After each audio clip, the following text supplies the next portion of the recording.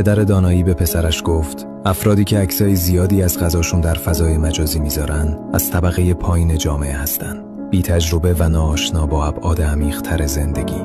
کسانی که از سفرهاشون عکس میذارن معمولاً طبقه متوسط هستن. اونا به تازگی تونستن نیازهای اولیه مثل غذا و پوشاک رو برطرف کنن. افراد واقعاً ثروتمند در زمان تربیت فرزندانشون درک عمیقی از طبیعت انسان رو بهشون آموزش میدن، در حالی که قشر ضعیف تمام تمرکزشون روی یاد دادن مهارت‌های فنیه.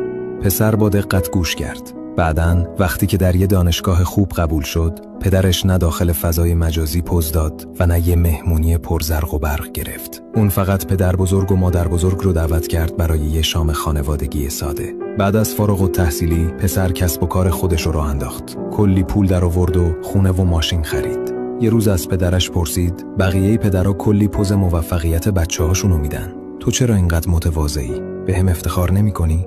پدر گفت پسرم، یادت باشه دلهای آدما پیچیده است. وقتی بی پولی کسی بهت اهمیت نمیده، ولی وقتی پول داری حتی غریبه ها هم سراغ تو میگیرن.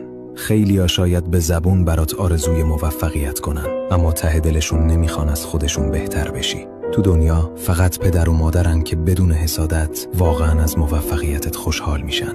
هرچی بالاتر بری آسونتر باعث تحریک حسادت بقیه میشی.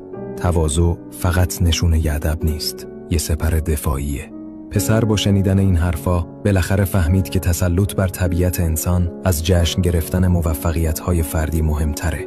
اگه رشد رو دنبال نمی‌کنی، احتمالاً دیگه ما رو نمی‌بینی، ولی اگه این کارو انجام میدی، تبریک میگم. تو هر روز در حال رشدی.